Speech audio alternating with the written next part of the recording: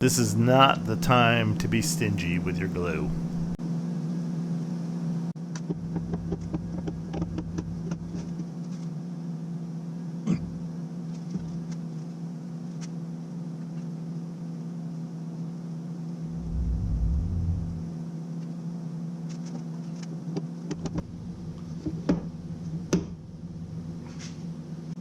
After I've applied my glue and before I clamp them, I always put a big square on them, make sure one edge is nice and straight.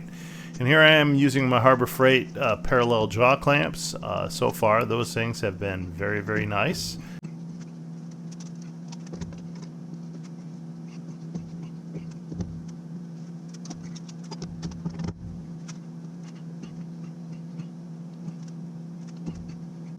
So it's 48 hours later, it's back to the Rout-N-Plane jig, and now it's time to finish up the board.